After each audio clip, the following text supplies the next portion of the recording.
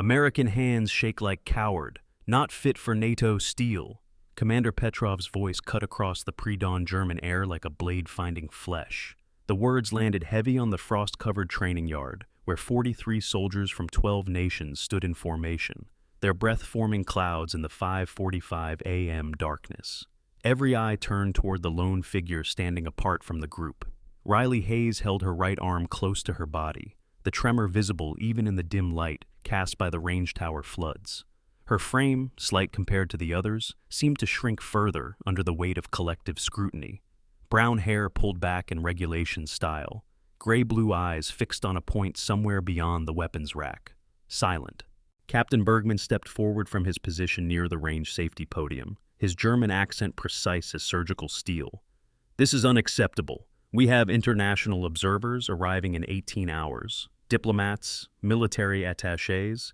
They will witness live-fire exercises demonstrating NATO operational excellence." He gestured toward Riley with obvious distaste.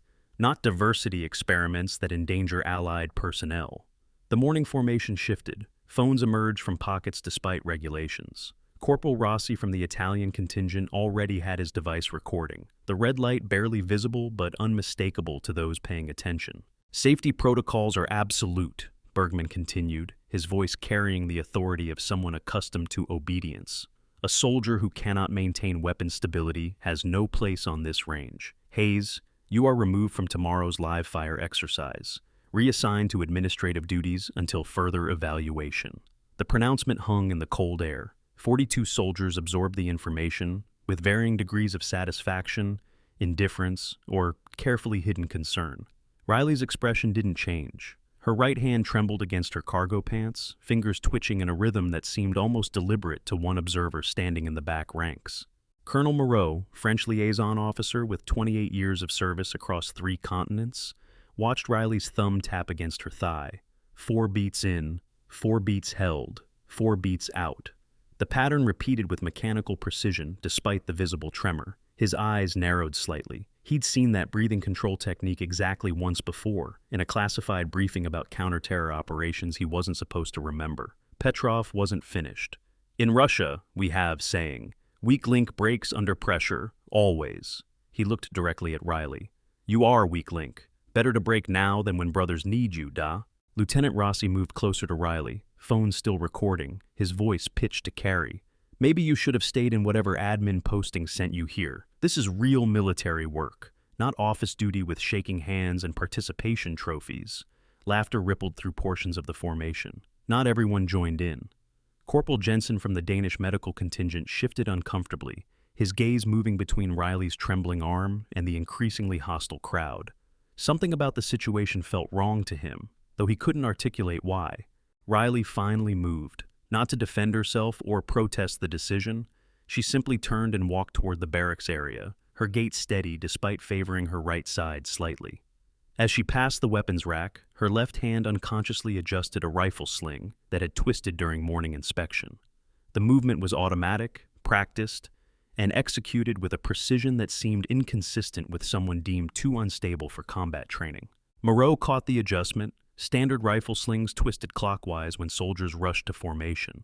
Riley had corrected it with a counterclockwise motion using exact tension to prevent over-rotation. That specific technique appeared in special operations manuals, not basic infantry training. He filed the observation away, joining the mental collection of small inconsistencies surrounding the quiet American everyone dismissed as inadequate. The formation dispersed toward the mess hall for breakfast. Conversations buzzed with speculation and judgment. Bergman had already pulled Petrov aside for a quiet discussion near the range safety bunker, their body language suggesting satisfaction with how the morning had unfolded. If you've already felt your blood pressure rising, watching Riley endure this public humiliation, then you understand exactly why these stories matter. Real strength doesn't always announce itself with volume. Sometimes it waits, calculates, and strikes when the moment is perfect. Hit that like button if you want to see where this patience leads. And for those who genuinely support uncovering hidden capabilities, there's a thanks button below that keeps these revelations coming. The barracks building sat separate from the main training complex, a converted Cold War structure that had housed NATO personnel for 40 years. Riley's assigned quarters occupied the corner of the second floor, a single room afforded to her not out of respect but isolation. The other female trainees bunked together on the first floor. She'd been placed apart after the first week when her nocturnal habits, late-night equipment maintenance, pre-dawn preparation routines, had drawn complaints about disrupting sleep. She entered the room and locked the door with practiced efficiency. The space was sparse: regulation bunk, footlocker, small desk, nothing personal visible except a photo frame face down on the windowsill. Riley moved directly to the desk drawer, retrieving a small medical case that looked standard issue but contained equipment decidedly not available through normal supply channels. The nerve stabilizer came in a discreet injector pen, pharmaceutical-grade medication that cost $800 per dose. Military medical units had adapted the Parkinson's treatment for combat applications, providing exactly 6 hours of hand stability to operators whose nerve damage would otherwise compromise critical fine motor tasks. Riley held the injector against her thigh, thumb on the release button. She didn't press it. Instead, she returned the device to its case and pulled out standard medical tape, wrapping her right wrist with the methodical care of someone who'd performed the task hundreds of times. The compression helped marginally with the tremor. More importantly, it served as visible evidence of disability, a constant reminder to observers that she struggled with basic physical tasks. Her left hand moved to the face-down photo frame. She didn't turn it over. Her fingers simply traced the edge, following the outline of faces she'd memorized long ago. 6 operators in tactical gear, faces deliberately blurred in the image, but crystal clear in memory. The photo had been taken in Kosovo, 3 months before Belgrade, before the ambush, before the interrogation, before she'd crawled out of a mass grave and decided that death might serve her mission better than survival. A knock interrupted her reflection. Jensen's voice carried through the door, hesitant but determined. "Hayes, it's Corporal Jensen. Medical Corps, can I speak with you?" Riley considered not answering. Maintaining isolation was part of the cover, but Jensen had shown marginal kindness during weapon maintenance classes, and potential allies were resources not to be wasted, even if they didn't understand their role. She opened the door. Jensen stood in the hallway, medical bag over his shoulder, expression caught between professional concern and personal uncertainty. "Your arm," he started. "I noticed the tremor has gotten worse this week. Sometimes nerve damage responds to specific physical therapy protocols. I could show you some exercises that might help." Riley's assessment of him shifted slightly. He was either genuinely compassionate or remarkably skilled at appearing so. Either way, his medical knowledge might prove useful. "Come in," she said quietly, "but I need to prep for equipment inspection in 20 minutes. Jensen entered, immediately professional, as he set his bag on the desk. "I'll be quick. Can I see the wrapping technique you're using?" Riley extended her right arm. Jensen examined the tape application with focused attention, his fingers gentle as he checked tension and coverage, his brow furrowed slightly. "This is excellent work. Compression at exactly the right points to support without restricting blood flow. Where did you learn this specific wrap pattern?" Riley had prepared for this question. "Physical therapy before I transferred here. Nerve damage from a training accident." "What kind of training accident causes this specific damage pattern?" Jensen's tone remained clinically curious rather than suspicious. "The tremor presents like electrical nerve disruption. That's unusual for standard training injuries." She met his gaze steadily. "Equipment malfunction during a field exercise. Electrical short through wet conditions. Took months of rehab to get back to this level of function." The explanation was plausible enough that Jensen nodded, but something in his expression suggested he was filing away details that didn't quite align. He pulled supplies from his medical bag. "I want to show you a supplementary wrap technique. It won't eliminate the tremor, but it might reduce amplitude during high-stress moments." He demonstrated on his own arm first, then guided Riley through the process. As he worked, Riley caught herself automatically adjusting her breathing. 4 counts in, 4 counts hold, 4 counts out. The rhythm was so ingrained she didn't realize she'd done it until Jensen paused mid-instruction. "That breathing pattern, that's not standard stress management. That's tactical breathing, 4-4-4 cadence. Where did you learn that?" Riley forced herself to break the rhythm, letting her breath become slightly irregular, as though she'd been caught doing something embarrassing rather than revealing. YouTube videos about anxiety management helps with the shaking sometimes. Jensen's skepticism was visible, but he didn't press. Instead, he finished the demonstration and stepped back, Practice this rap before tomorrow's exercises. Even if you're on administrative duty, maintaining hand function matters for future training opportunities. Tomorrow's exercises don't include me anymore, Riley said flatly. Bergman's decision isn't final until Commander Richter reviews it. The NATO commander has authority over all personnel assignments. If medical evidence suggests you're capable with appropriate accommodations, that factors into command decisions. Riley absorbed this information without visible reaction, though internally she cataloged it as significant. Richter was the final authority. Richter would be present for live-fire exercises. Richter had commanded NATO Special Operations before taking this training position, and Richter had been 2 ranks below his current position when Riley had last operated under NATO designation. Jensen gathered his supplies and moved toward the door. He paused at the threshold, turning back with the expression of someone about to cross a professional line. Hayes, I've been a combat medic for 6 years. Deployed to 3 theaters, treated hundreds of injuries across all categories. His voice dropped slightly. I've never seen someone with severe nerve damage maintain the kind of equipment handling precision you showed during weapon maintenance yesterday. The way you field-stripped that rifle in low-light conditions, with that tremor, shouldn't be possible without years of muscle memory training. Riley said nothing. Jensen waited for a response that didn't come.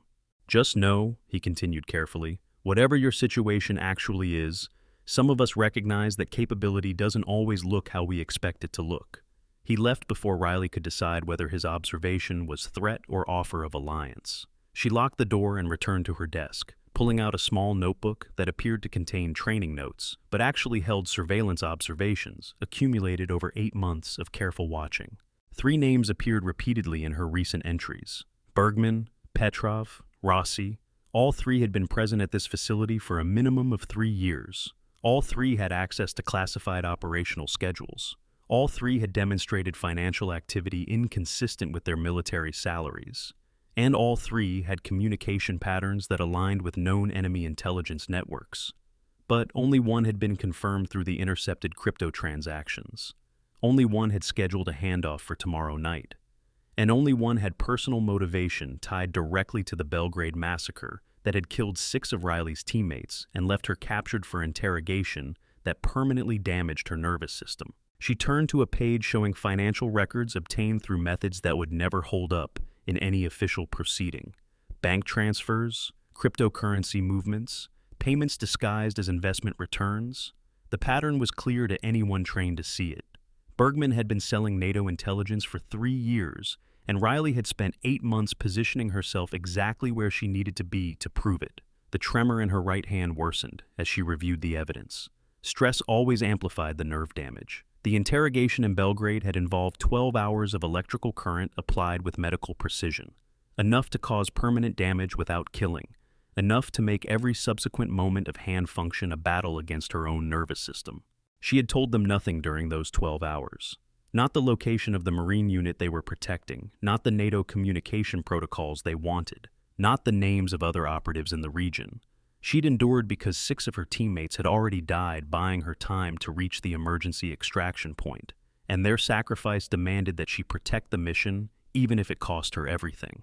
When she finally escaped, crawling from the mass grave where they'd dumped her after deciding electrical torture had gone too far, she'd made it to friendly lines with information about the intelligence breach. Someone had sold Task Force 88's insertion point. Someone had known exactly when and where to position the ambush.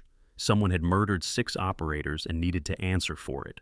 NATO intelligence had debriefed her, documented the breach, and declared her killed in action. The official story served operational security. It also gave Riley something more valuable than continued service. It gave her the freedom to hunt without oversight, to follow evidence wherever it led, to do what needed doing without the constraints of official channels that could be compromised by the same networks she was tracking. 24 months of investigation, dozens of dead ends, countless false leads. But every thread eventually pointed to NATO training facilities where personnel rotated through with predictable patterns and sensitive information flowed to those positioned to exploit it. And finally, after months of financial analysis and communication intercepts, one name emerged with enough evidence to act on. Bergman. A sharp knock shattered her focus. Different rhythm than Jensen's polite announcement. This was authoritative. Command presence. Riley concealed the notebook and opened the door to find Bergman himself standing in the hallway, Petrov 2 steps behind him. Both men wore expressions of professional concern that didn't reach their eyes. "Hayes," Bergman began with false sympathy, "we need to discuss tomorrow's schedule. May we come in?" Riley stepped aside, allowing them entry while her mind raced through possibilities. This was irregular. Officers didn't visit trainee quarters for scheduling discussions. Something had changed. Something had triggered a deviation from normal protocol. Bergman moved to the center of the small room, his presence seeming to expand until the space felt claustrophobic. Petrov remained near the door, blocking the exit with casual positioning that might have been accident or might have been tactical. "I've been reviewing your medical file," Bergman continued, his tone suggesting concern while his body language broadcast control. "The details about your nerve damage are remarkably sparse. Training accident, the report says. Equipment malfunction during field exercises." Riley remained silent, posture neutral, giving him nothing. "But here is interesting thing," Petrov added from his position by the door. "American training facilities keep detailed records of all accidents involving electrical hazards. Safety protocols require extensive documentation." He paused meaningfully. "Your file has no such documentation, no accident report, no safety review, no equipment inspection results." Bergman picked up the thread smoothly, "Which made me curious. So I contacted some colleagues in the American military medical system, asked about electrical nerve damage cases matching your symptoms and timeline." His smile was sharp. "No records exist of treating Riley Hayes for any such injury." The room's temperature seemed to drop despite the heating system functioning normally. Riley's assessment of the situation shifted immediately. They weren't here to discuss schedules. They were here because someone had flagged her background as suspicious. The question was whether this was legitimate security concern or something more targeted. "The medical privacy laws restrict access to detailed treatment records," Riley said evenly, "even between allied military forces." "True," Bergman acknowledged, "but transfer paperwork includes basic medical summaries. Yours is what we call suspiciously clean.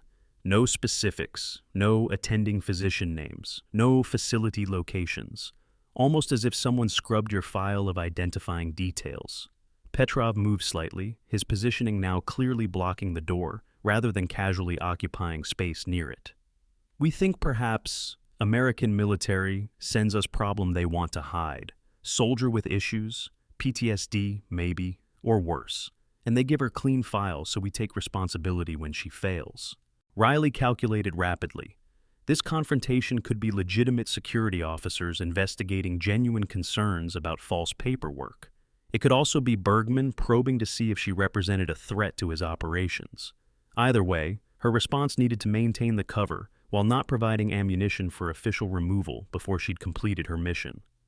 "My medical privacy is protected by international military agreements," she stated calmly. "If you have concerns about my fitness for duty, submit them through proper channels to Commander Richter. He has authority to order comprehensive medical review." Bergman's expression hardened. "Richter arrives tomorrow morning. Until then, I am senior officer responsible for this training facility's security." He stepped closer, using height advantage to loom over her smaller frame. "I am ordering you to provide complete medical history, names of treating physicians, facility locations, detailed injury reports. Now." Riley held his gaze without flinching. "Submit your order in writing through official channels. I'll respond per NATO protocol regarding medical privacy disputes." The standoff stretched. Bergman's jaw tightened, with barely suppressed anger. He was accustomed to immediate compliance, particularly from junior personnel, particularly from someone already marked as weak and inadequate. Petrov's phone buzzed. He checked it, then spoke to Bergman in German, assuming Riley wouldn't understand. The evening contact confirmed schedule unchanged. Tomorrow night, 2300 hours, East Perimeter. Riley gave no indication she'd comprehended. Her German was fluent, necessary for operating in European theaters, but revealing that capability now would raise more questions. Instead, she maintained her position, waiting for them to make the next move. Bergman switched back to English. "Very well. Official channels it is. But understand this, Hayes. Tomorrow's live-fire exercises proceed with international observers, diplomats, military attachés, high-ranking officials from 12 nations. His voice dropped to barely above whisper. "If you create any incident, any embarrassment to NATO operational standards, I will personally ensure your removal from not just this facility but from military service entirely." He turned to leave, then paused at the door. "And Hayes, stay away from the ranges tomorrow. Administrative personnel have no business near live ammunition, for everyone's safety." They departed, leaving Riley alone with racing thoughts and limited time. 2300 hours tomorrow night, East Perimeter. Bergman's contact would be making a handoff. Classified information changing hands. Evidence of the intelligence breach that had killed her team. She had approximately 36 hours to position herself where she needed to be, gather proof that would stand up to official scrutiny, and ensure that Bergman's arrest happened in a way that didn't allow him to destroy evidence or flee to handlers who could extract him before justice was served. The tremor in her right hand intensified as stress chemicals flooded her system. She pulled out the nerve stabilizer again, thumb on the injector release. 6 hours of stability. Enough time to do what needed doing when the moment came, but using it before absolute necessity meant being without it when it mattered most. She returned the injector to its case and instead retrieved the medical tape Jensen had demonstrated. Wrapping her wrist with practiced efficiency, she ran through contingency scenarios. Bergman suspected something. That much was clear. Whether he suspected her specifically or just had general paranoia about American transfers didn't matter. He was alert. He'd be watching. And tomorrow's live fire exercise with international observers would provide perfect cover for either proving her inadequacy publicly or ensuring any incident that occurred could be blamed on the unstable American. But it would also provide opportunities. Diplomatic observers meant multiple intelligence services present. NATO command meant Richter on site. International witnesses meant anything that happened would be documented beyond Bergman's ability to control the narrative. Riley pulled out her secure communication device, disguised as a standard smartphone. Encrypted messaging allowed her to contact her handler, the one person in NATO intelligence who knew she was alive and operational. The message was brief. "Evidence confirms primary target. Handoff scheduled tomorrow, 2300. Request authorization for final phase." The response came within minutes. "Authorization granted. Evidence package must be absolute. No room for diplomatic complications. Richter briefed on your presence but not your target. Use his authority when ready." Riley absorbed the implications. Richter knew she was alive, knew she was hunting the intelligence leak, but didn't know she'd identified Bergman. That separation of information made sense from a counterintelligence perspective. If Richter was compromised, he couldn't inadvertently tip off the target. But it also meant Riley was operating without official backup, until she had proof solid enough to bring to NATO command without risk of warning the guilty party.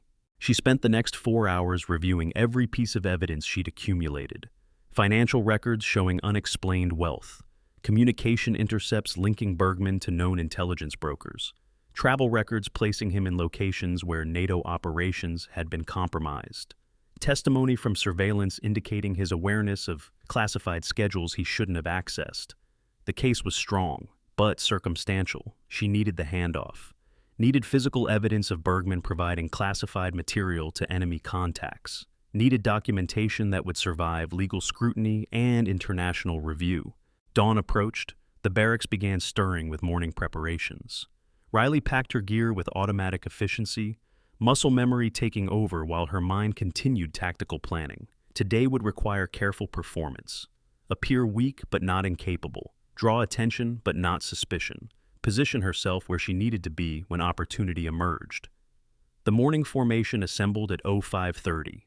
Same frost-covered training yard. Same 43 soldiers from 12 nations, but different energy. Word had spread about Riley's confrontation with Bergman. Speculation ranged from legitimate security concerns to conspiracy theories about American intelligence operations. Rossi had his phone out again, recording as Riley took her position at the formation's edge. "Here comes the American controversy," he narrated for his social media audience. "Removed from live fire for safety, now rumored to have fake medical records. Should be interesting to see how long she lasts." Bergman appeared from the range safety building, Petrov at his side. Both men scanned the formation, their gazes lingering on Riley with obvious assessment. Morning briefing proceeded with mechanical efficiency, weapons assignments, range schedules, safety protocols, and then the announcement that shifted everything. Due to scheduling changes, Bergman announced, live fire exercises will include an additional scenario this afternoon. All personnel will participate in combat medical response drill, a simulated casualty situation requiring immediate treatment under fire. Riley's tactical awareness sharpened. Medical drill under fire conditions, with her background supposedly limited to administrative work and fake injury records. Bergman was creating a situation designed to expose her. Either she'd fail spectacularly, confirming his narrative about inadequacy, or she'd demonstrate capabilities inconsistent with her cover story, giving him grounds to push for her removal on suspicion of false credentials. Here's where things get dangerous. Bergman thinks he's setting a trap to expose Riley's weakness. But what if her inadequacy has been the trap all along, and he's about to walk right into it? Drop a comment if you've ever let someone underestimate you on purpose, just waiting for the perfect moment to prove them wrong. Because Riley's moment is coming fast, and when it does, 12 nations are about to witness something nobody expected. The formation dispersed toward the weapons depot for equipment issue. Riley moved with the group, her mind racing through modified scenarios. Medical response drill changed calculations. She'd need to participate or face immediate removal, but participating meant demonstrating capabilities that didn't match her cover, unless she could find a way to appear adequate without revealing expertise. Jensen caught up to her near the equipment distribution area. "Medical drill," he said quietly. "That's unusual for live fire day. Normally that's scheduled separately." "Bergman's testing something," Riley replied, keeping her voice low. "Testing you specifically." Jensen's assessment was blunt. Combat medical scenarios require hand stability for treatment procedures, tourniquet application, pressure bandages, airway management, all tasks that would be compromised by severe tremor. Riley checked her surroundings before responding. "What would you do? If you were in my position?" Jensen considered carefully. "If I were being set up to fail, I'd find a way to succeed that didn't look like success. Focus on verbal direction rather than physical execution. Call out proper procedures without personally performing them. Demonstrate knowledge without capability." The suggestion had merit. Riley filed it away as one contingency among several. The equipment distribution moved efficiently, each soldier receiving assigned weapons and tactical gear. Riley's assignment was notably different. No rifle, just administrative clipboard and observer status. Bergman's way of reinforcing her inadequacy while keeping her present for the medical drill. The morning progressed through standard training rotations. Marksmanship fundamentals, movement techniques, communications protocols. Riley observed from designated positions, taking notes that appeared administrative but actually tracked personnel movements, timing patterns, and security gaps. Colonel Moreau appeared at her observation post during a rotation break. The French officer's presence was casual, but his attention focused. "Hayes," he greeted her formally, "I've been reviewing the afternoon medical drill scenario. Your administrative assignment places you near the casualty simulation area." "Yes, sir. Observer role to document response procedures." Moreau's expression suggested he was weighing information carefully. "I served with task force medical units in North Africa, watched combat medics work under conditions that would break most soldiers." He paused meaningfully. "The best ones had a specific way of approaching trauma scenarios, systematic assessment, methodical treatment progression, calm verbal direction, even when their own hands couldn't perform every task." Riley met his gaze steadily. "Sounds like effective training protocols, sir." "It is. Very specific training, the kind that Task Force 88 developed for their embedded medical personnel." He let that information settle. "I mention it because this afternoon's drill will test exactly those capabilities. Systematic assessment, methodical treatment, verbal direction, almost as if someone designed the scenario to reveal specialized training." The implication was clear. Moreau suspected her true background. Whether he had pieced it together from observed behaviors or had access to classified briefings, he was providing intelligence that Bergman's afternoon scenario was specifically constructed to expose task force capabilities. "I appreciate the tactical assessment, sir," Riley said carefully. Moreau nodded. "One more thing. Commander Richter arrives at 1300 hours, earlier than scheduled. He'll be present for the afternoon medical drill." He started to leave, then added, "The commander has extensive experience identifying specialized operators, even when they're attempting to blend in, particularly when they're being hunted by the same people they're hunting." He departed before Riley could respond, leaving her with confirmed intelligence that Richter knew her identity and would be present for Bergman's test. The tactical landscape had shifted again. Richter's early arrival meant Bergman's window for operation was closing. If he suspected Riley represented a threat, he might accelerate his timeline. The handoff scheduled for 2300 hours might move up, or he might take more direct action to eliminate the problem. 1300 hours approached with mechanical inevitability. The live fire range buzzed with preparation. Diplomatic observers began arriving in official vehicles. Military attachés from 12 nations took positions in the observation tower. Equipment was staged, safety protocols reviewed, and at exactly 1300 hours, Commander Richter's helicopter touched down on the facility's helipad. NATO's senior training commander stepped out of the aircraft with the bearing of someone accustomed to authority at the highest levels. Tall, gray hair, cut military short, uniform displaying decorations from 30 years of service across every combat theater NATO had operated in. His eyes swept the facility with practiced assessment, cataloging details most officers would miss. Those eyes found Riley in the administrative area, where she was organizing observation documents. The recognition was instantaneous and mutual. Richter's expression didn't change, but his posture shifted almost imperceptibly. Not surprise, confirmation. He'd known she was here, now he understood why. Bergman approached Richter with crisp salute and professional greeting. "Commander, welcome. We're honored by your early arrival. The live fire exercises are prepared precisely to schedule." "I'm here specifically for the medical drill," Richter replied, his German accent carrying authority that made Bergman seem diminished by comparison. "I've heard interesting reports about this facility's training methods. Wanted to observe personally." The words could mean anything, but Bergman's reaction, slight tension in shoulders, fractional pause before responding, suggested he heard threat in them. "Of course, sir. We've designed a comprehensive scenario to test combat medical response under realistic conditions." Bergman gestured toward the range. "All personnel will participate, including administrative observers. Complete evaluation of capabilities." Richter's attention shifted to Riley again, this time with assessment she recognized from classified briefings years ago. He was cataloging her condition, the tremor, the positioning, the careful management of physical limitation. And behind his professional exterior, she saw calculation. He was determining how to use her presence, how to leverage her hunt for his purposes, how to ensure that whatever happened next served NATO interests while delivering the justice she'd spent 2 years pursuing. "Hayes," Richter called out with formal command. "You're the American transfer with medical documentation concerns?" Riley approached and saluted with her left hand, right arm held carefully against her body. "Yes, sir. Administrative assignment due to injury limitations. I've reviewed your file, remarkably sparse on details." His tone was neutral but carried weight. "After this afternoon's drill, I want complete medical assessment. No more administrative ambiguity about your capabilities or limitations." "Understood, sir," Bergman interjected smoothly. "Commander, perhaps Hayes should be excluded from the medical drill. Her condition might compromise." "She participates," Richter cut him off with absolute authority. "If she's assigned to this facility, I need accurate assessment of her capabilities. The drill proceeds as scheduled with all personnel involved." The exchange settled the immediate tactical situation. Riley would be in the drill. Bergman couldn't exclude her without defying Richter directly. And Richter had positioned himself to observe whatever Bergman had planned, with authority to intervene. 1400 hours.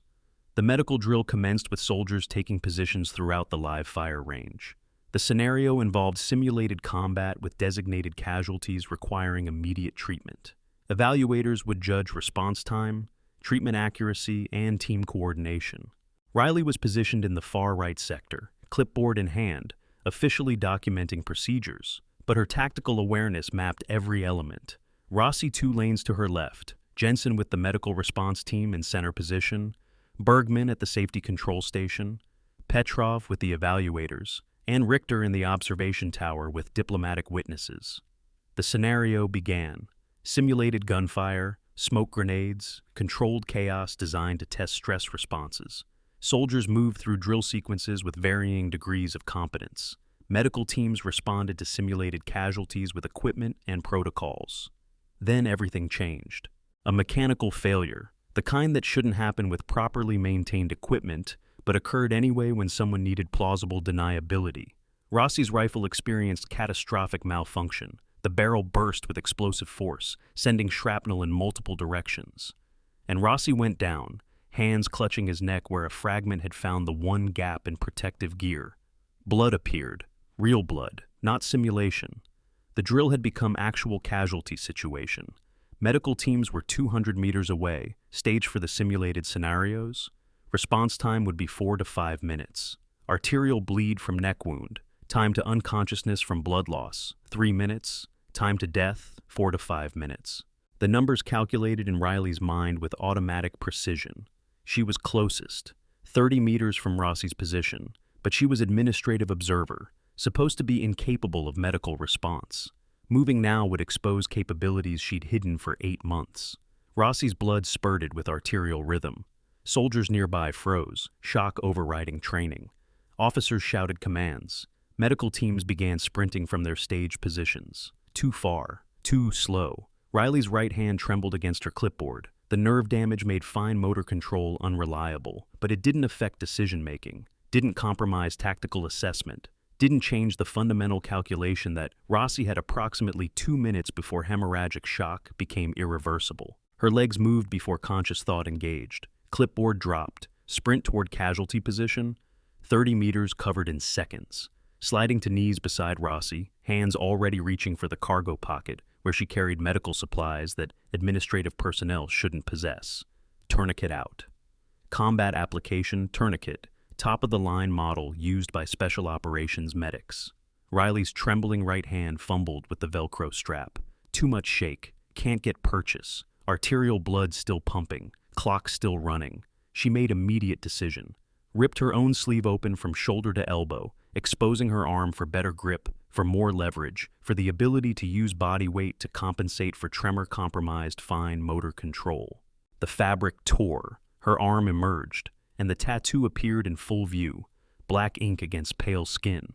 Design immediately recognizable to anyone with special operations background. Viper coiled around a globe, 7 stars integrated into the coil pattern, skull positioned in the serpent's open mouth, and below it all, clear and unmistakable, TF-8803, Task Force 88, 3rd Position Operator, Combat Medical Specialist, the unit that didn't officially exist.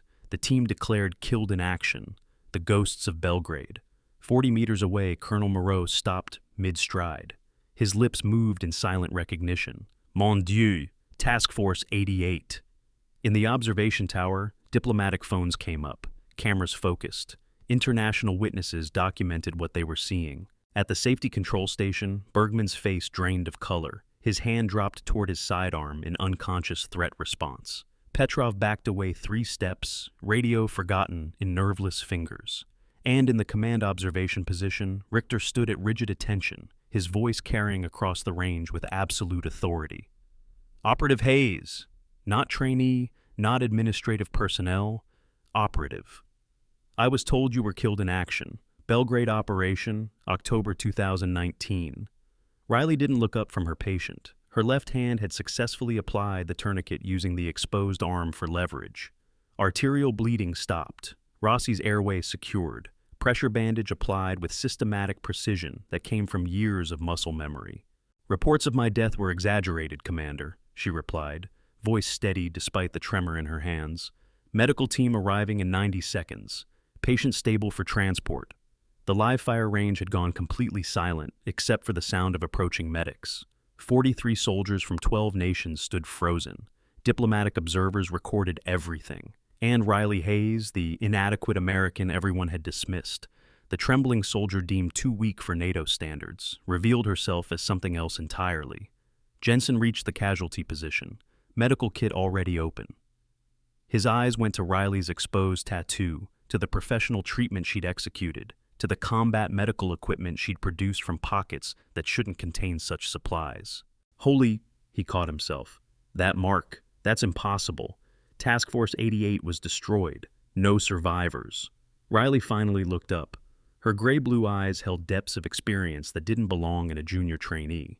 Ghosts are hard to kill, Corporal, especially when they have unfinished business. Medical teams arrived and took over patient care. Rossi was stabilized and moved to transport. The immediate crisis passed, But the revelation remained, captured on phones, documented by international witnesses, impossible to conceal or deny. Richter descended from the observation tower, his approach steady and deliberate. Soldiers parted to let him through. He stopped 3 meters from Riley, close enough for conversation but maintaining tactical distance. Task Force 88, 3rd position, he stated formally. Combat medical specialist. 6 confirmed kills in addition to medical duties. Decorated for action in Kosovo, Syria, and North Africa before Belgrade operation. His voice carried across the silent range. Officially declared killed in action along with your entire team. Riley rose to her feet, right hand still trembling, but left hand steady as she came to attention. Permission to speak privately, Commander. Classified matters requiring secure location.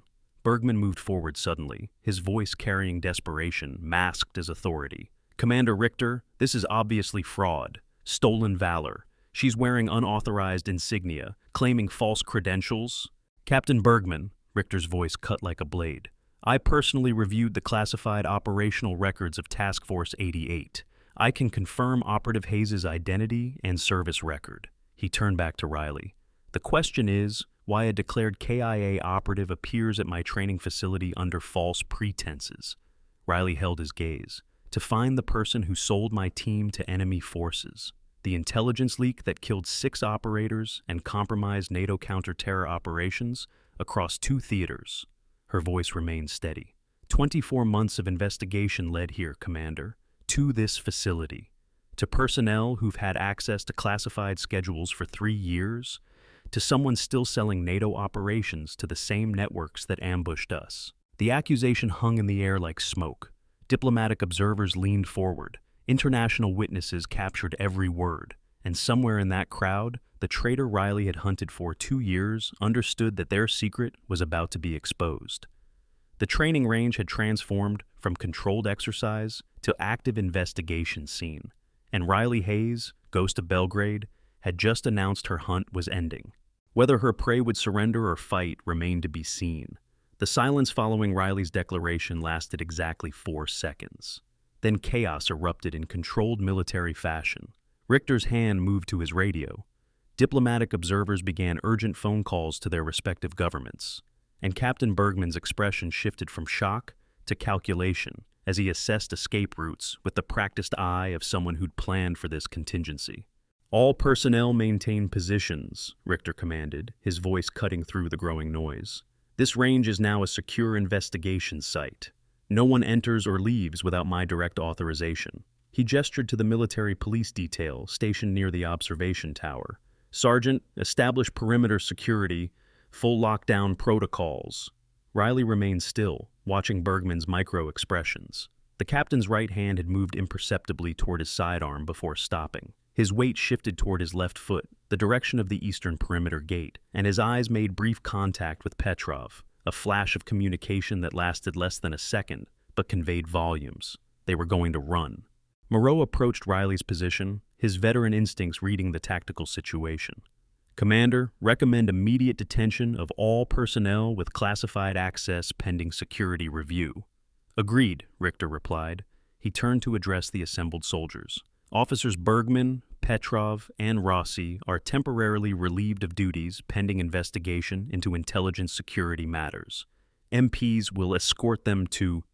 A phone alert cut through the announcement. Then another, and another. Within seconds, multiple devices across the range were buzzing with incoming messages. The diplomatic observers checked at their screens simultaneously, expressions shifting from curiosity to alarm. Jensen, still kneeling beside Rossi's stabilized form, looked at his phone and went pale. Commander, we have incoming alert. Medical emergency at the administrative building. Multiple casualties reported. Possible chemical exposure. Richter's tactical assessment was immediate. That's a diversion. MP detail, maintain lockdown, no one responds to... But the Portuguese trainee who had been positioned near the administrative area suddenly screamed. His hands went to his throat, body convulsing as he collapsed. Real distress, not simulation. Within seconds, 3 more soldiers in the same sector showed identical symptoms. Gasping, skin flushing, collapse. Chemical agent confirmed, Jensen shouted, already moving toward the new casualties. Respiratory distress pattern, need immediate treatment. The range descended into controlled pandemonium. Medical teams split between multiple casualty sites. Soldiers scattered from the affected area, and in the confusion, Bergman made his move. He sprinted toward the eastern perimeter, hand now fully on his sidearm. Petrov followed 3 seconds later, taking a different route toward the same objective. The tactical separation made sense. If one was stopped, the other might escape. Riley's combat assessment engaged automatically. Eastern perimeter led to civilian access roads. Bergman's scheduled handoff location, his contact would have escape vehicles staged. If he reached that gate, NATO would lose not only the traitor, but also the intelligence network he'd been feeding for 3 years. "Commander," Riley called to Richter, her voice cutting through the chaos. "Bergman's running for the east gate. His contact is waiting. If he reaches them, go," Richter ordered without hesitation. "Stop him. I'll secure the casualties." Riley moved. The tremor in her right hand became irrelevant as adrenaline override engaged. Years of muscle memory from operations across 3 continents took control. Her sprint was economical, efficient, closing the distance between her position and Bergman's fleeing form. She covered 50 meters in 8 seconds. Bergman had a 30-meter lead, but was burdened by full tactical gear he hadn't shed. Riley had dropped everything except the cargo pants and torn shirt that exposed her task force tattoo. The weight difference showed in their respective speeds. Bergman glanced back, saw her gaining, and made a tactical error born of desperation. He turned to fire while running, his shot going wide as movement compromised his aim. The bullet impacted concrete 3 meters from Riley's position, sending fragments spraying. She didn't slow. Special operations training had taught her to run toward gunfire when necessary, to close distance with armed opponents before they could acquire proper sight picture. Another 50 meters. Bergman's lead reduced to 20 meters. He fired again, this shot closer, but still missing as his running gait threw off accuracy.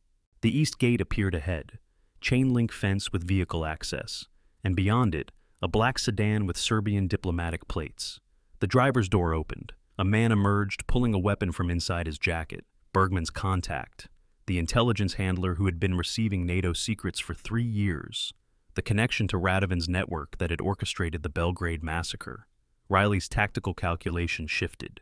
2 armed opponents, one in motion ahead of her, one stationary with clear firing position. The contact had stable platform for aimed shots.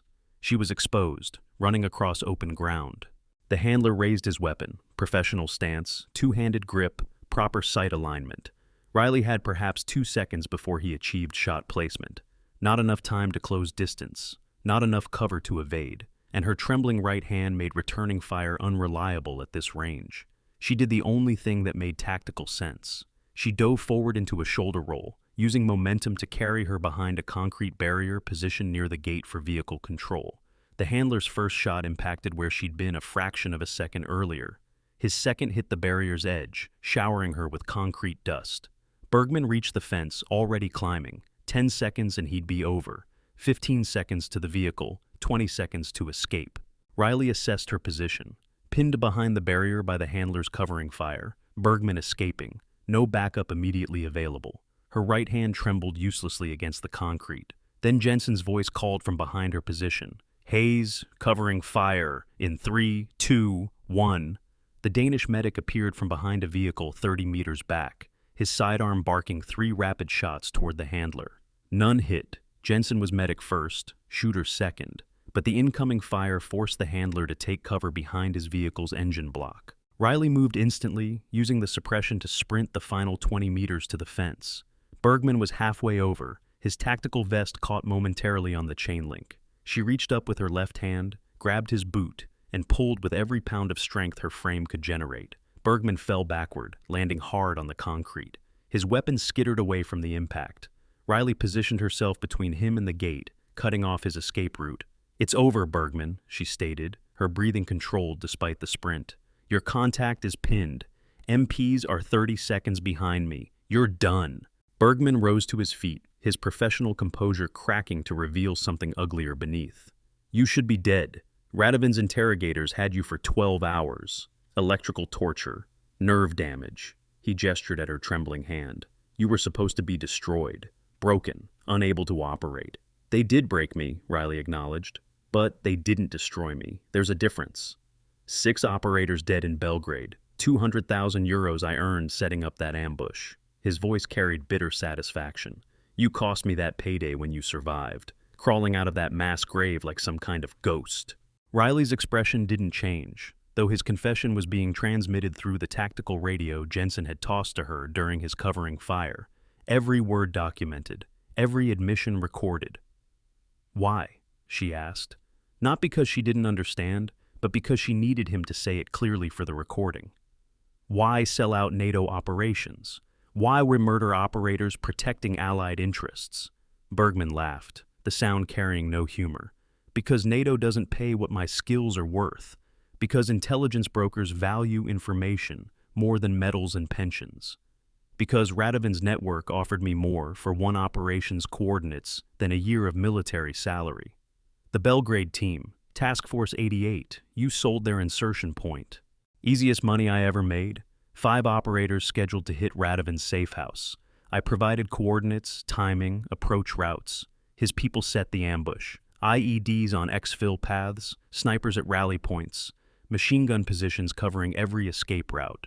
His expression darkened.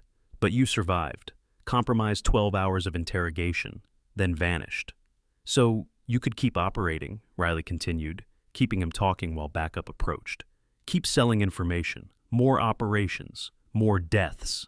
3 years of profitable operations, SEAL deployments, reconnaissance missions, counter-terror strikes, all compromised at the right price. He straightened, defiance replacing his earlier panic. And I would have continued if you hadn't appeared. Weak, trembling, the perfect cover for hunting me. The admission was complete, motive, method, multiple counts of treason documented in his own words. Riley's 2-year hunt had reached its conclusion. Richter arrived with MP escort, weapons drawn and trained on Bergman. Captain Bergman, you are under arrest for espionage, treason, and murder of NATO personnel. You have the right to... Gunfire erupted from the gate. The Serbian handler, seeing his asset about to be captured, had decided extraction was worth exposing his position. 3 shots in rapid succession. One hit Bergman in the shoulder, spinning him. One struck the MP nearest to Richter. The third went wide. Riley moved on pure instinct. She grabbed Bergman's fallen weapon, her left hand steady despite circumstances, and returned fire with the kind of accuracy that came from years of operational experience. 3 controlled shots. 2 hit the handler's vehicle, forcing him back into cover. The third found his firing shoulder, disabling his weapon arm.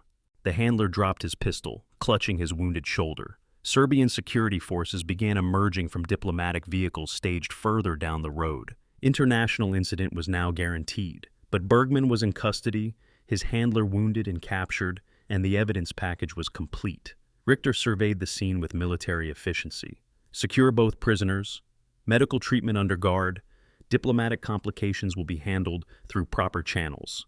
He turned to Riley. Operative Hayes, you're with me. Debriefing room, now. The debriefing room was NATO standard. Secure walls, electronic countermeasures, recording equipment for official documentation. Riley sat across from Richter and Moreau, her tactical vest finely removed, the Task Force 88 tattoo visible to all present. Richter activated the recording system. Operative Riley Hayes, Task Force 88, 3rd position, Combat Medical Specialist. For the record, confirm your identity and operational status. Confirmed, Commander. Currently operating under NATO counterintelligence mandate.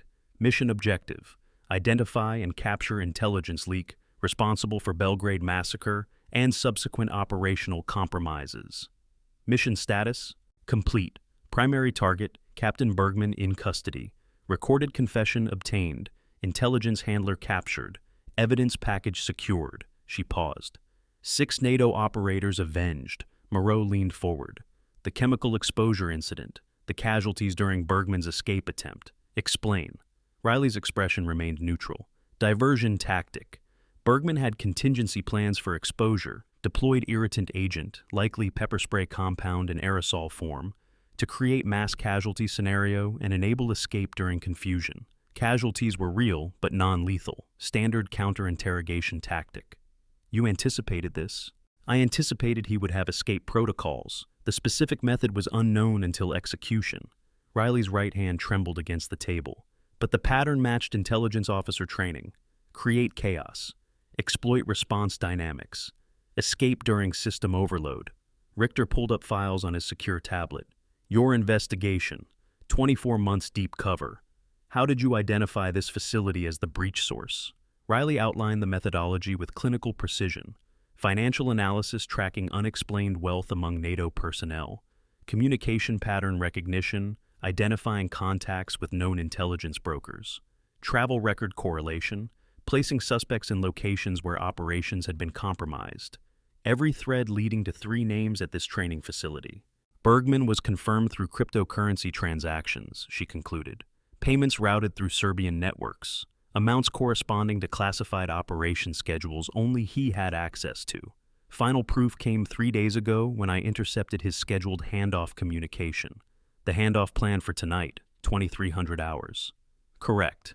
NATO observer list for tomorrow's diplomatic visit. VIP protection protocols, SEAL team deployment schedules, high-value intelligence package worth significant payment. Moreau shook his head with disgust. 3 years. How many operations did he compromise?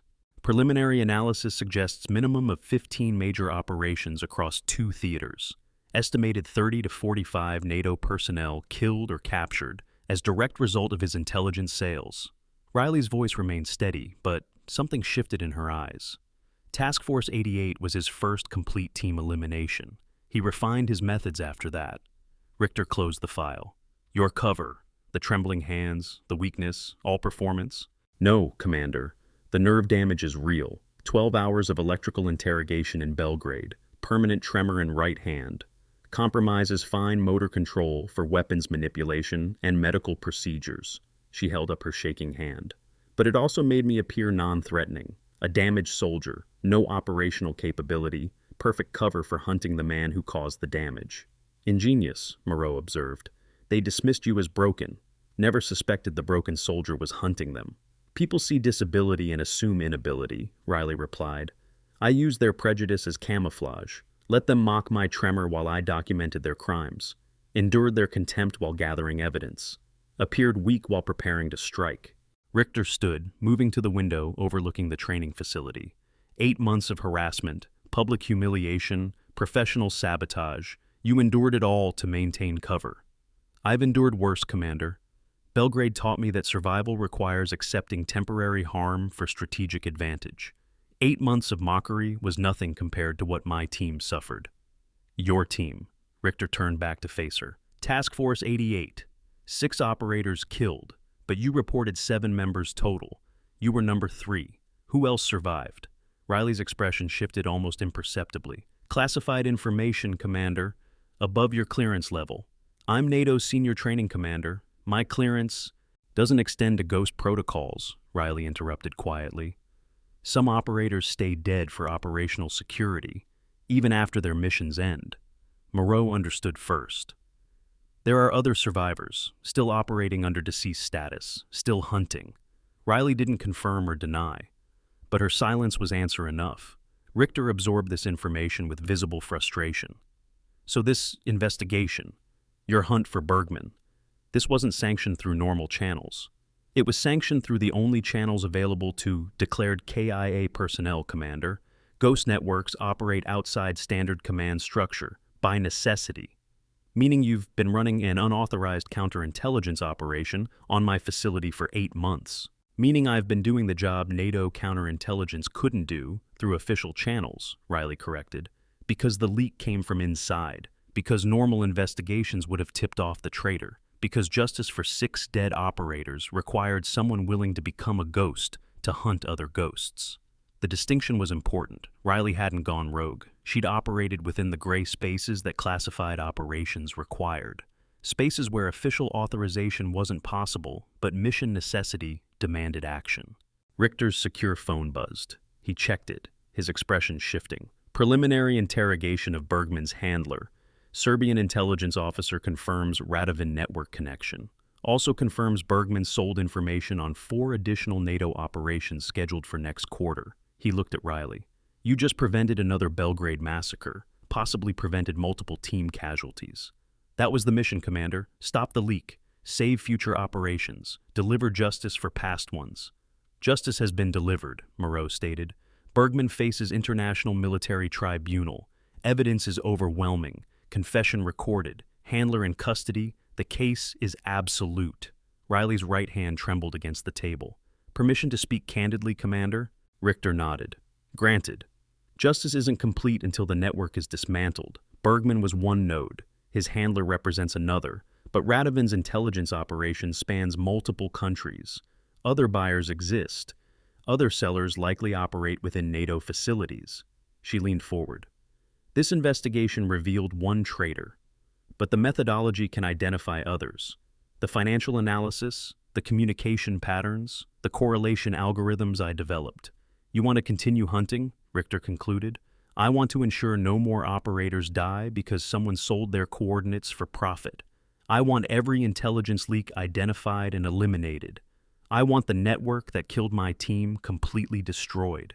Moreau and Richter exchanged glances. The request made strategic sense. Riley had demonstrated extraordinary capability for deep cover operations. Her methods had succeeded where official channels failed. And her motivation, personal but aligned with NATO interests, ensured dedication to mission completion. There are complications, Richter said carefully. Your official status is killed in action. Your identity is compromised at this facility. Diplomatic observers from 12 nations have photographic evidence of your task force tattoo. The Ghost Protocol is blown. Then we adapt, Riley replied. Change my cover, new identity, different facility, same mission objective. And the nerve damage? The tremor that compromises your operational capability? Riley pulled the medical case from her cargo pocket, the nerve stabilizer she'd carried for 8 months. This provides 6 hours of hand stability when needed, enough for critical operations. For everything else, I've adapted my techniques, modified my approaches, learned to work with the limitation rather than against it. Moreau studied the medication with professional interest. Advanced pharmaceutical intervention, military medical development, not available through standard channels. Ghost privileges, Riley said simply. When you're declared dead, access to experimental treatments becomes available. No official records to maintain. No long-term health monitoring required. Just mission-critical medication delivered through classified supply networks. Richter returned to his seat. Decision process is visible in his expression. If I authorize continued operations, you report directly to NATO counterintelligence. Full transparency. No more lone wolf hunting. Agreed, with one condition, which is, any operators I identify as compromised get the same choice Bergman got. Surrender and face tribunal, or run and face consequences. But they get the choice. I won't execute without trial. The clarification was important. Riley wasn't requesting assassination authority. She was establishing rules of engagement that balanced justice with due process, even for traitors who'd murdered her teammates. Acceptable terms, Richter agreed. He activated his secure communication device. I'm authorizing Phase 2 of this operation. Broader scope, additional resources, full counterintelligence support. He paused. But Riley, understand this. You're no longer a ghost. 12 nations have documented your existence. Diplomatic channels are processing your resurrection. You can't go back to being dead. I don't need to be dead, Commander. I just need to appear harmless until I'm not. The debriefing concluded with operational parameters established. Riley would undergo official medical evaluation to document her capabilities and limitations. Her task force status would be partially declassified, enough to explain her presence without compromising ongoing Ghost protocols. And she would transition to acknowledged NATO counterintelligence operative with mandate to identify additional leaks. But first, consequences needed to be addressed. The immediate aftermath of Bergman's arrest rippled through multiple layers of military and diplomatic hierarchy. Petrov faced immediate detention once his connection to Bergman became clear. Financial records showed smaller payments. Not primary conspirator, but complicit enabler. His gaslighting of Riley had served Bergman's purposes by reinforcing her cover as incompetent, but it had also constituted conspiracy to obstruct justice. Military tribunal would determine his fate. Rossi's case was more complex. His malfunction during the live-fire drill had triggered the cascade that exposed Riley's identity. Investigation revealed the mechanical failure was genuine, not sabotage, but coincidental equipment degradation. His mockery of Riley had been cruel, but not criminal. The penalty would be professional rather than legal. Reassignment, retraining, public acknowledgement of wrongful judgment.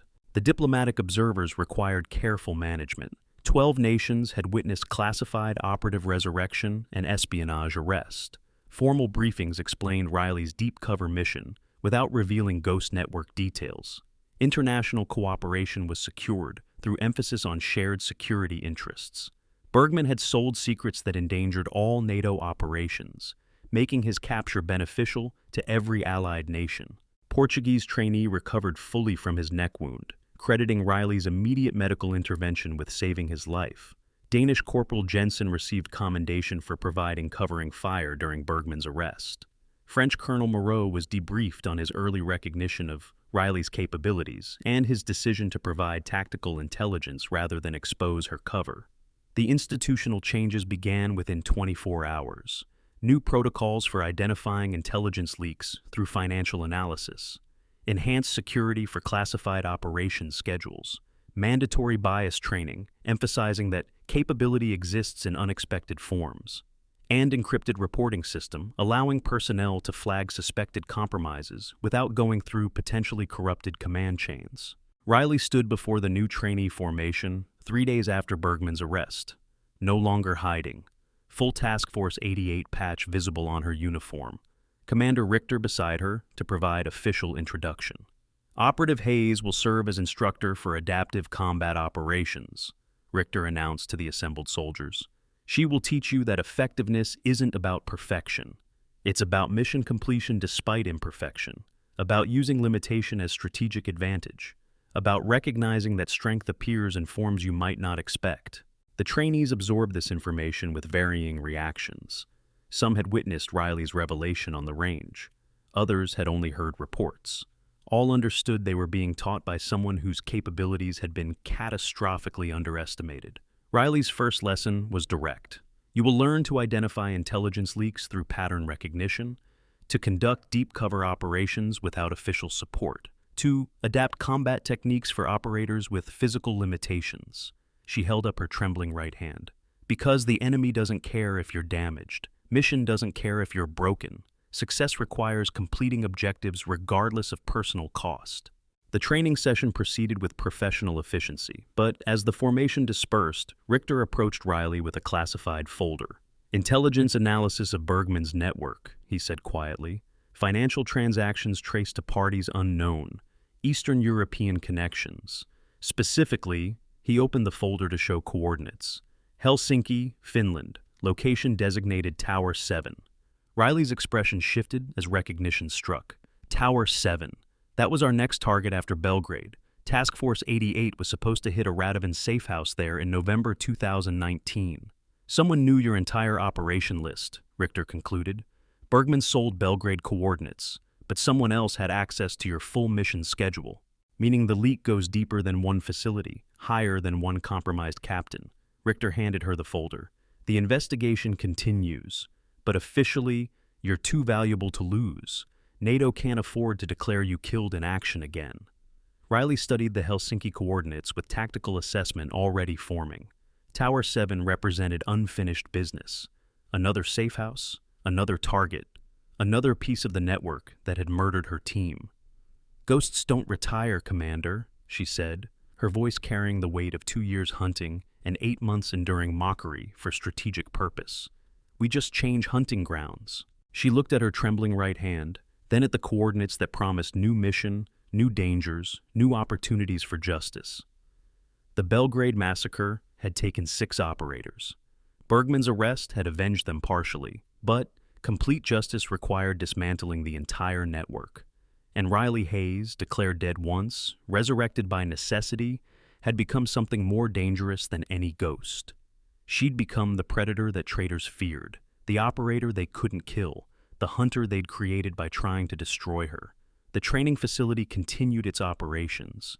New soldiers arrived, protocols evolved, security tightened, and somewhere in the administrative section, Riley prepared for the next phase. Helsinki called. Tower 7 waited. Radovan's network still operated. The tremor in her hand would never stop. The nerve damage was permanent, but she'd learned in Belgrade that survival wasn't about being unbroken. It was about continuing mission despite damage, about using weakness as weapon, about becoming dangerous specifically because they'd tried to make her helpless. She packed her gear with practiced efficiency, medical supplies, encrypted communications, evidence analysis tools, and the photograph of 6 operators who died protecting her ability to carry forward their mission. Their faces blurred for security, their sacrifice clear in every operation she completed. "Helsinki next week," Richter said, appearing at her door. "Diplomatic cover, cultural exchange program. You'll be embedded as military liaison." Another cover, another performance. "Another opportunity," Richter corrected. Bergman was one traitor, but justice isn't just about punishment. It's about prevention, about ensuring future operators don't die for profit. Riley nodded understanding. The mission had never been personal revenge. It had been about protecting those who came after, about ensuring NATO operations remain secure, about honoring 6 operators by saving countless others from their fate. She walked toward the helicopter that would begin her journey to Helsinki. The morning sun caught her task force tattoo, the serpent coiled around the globe seeming to shift in the light. 7 stars for 7 original members, 6 dead, 1 living, all dedicated to mission that transcended individual survival. Colonel Moreau watched from the observation deck as Riley boarded the aircraft. "She's remarkable," he observed to Richter, turning disability into advantage, using contempt as cover, operating alone for 2 years in pursuit of justice. "She's not alone anymore," Richter replied. "She has NATO support now, resources, authority, recognition. But will she adapt? Ghost operations require isolation. Official channels require cooperation. Can someone who's been dead for 2 years function as acknowledged operative?" Richter watched the helicopter lift off, carrying Riley toward new missions, new covers, new hunts. She adapted to nerve damage, adapted to deep cover, adapted to 8 months of mockery. She'll adapt to this. The aircraft disappeared over the horizon, and with it went the woman everyone had underestimated, the trembling soldier they had dismissed, the ghost who had proven that death was only permanent if you accepted it. Riley Hayes was hunting again, and somewhere in Helsinki, Tower 7 waited to learn what happened when ghosts refused to stay buried.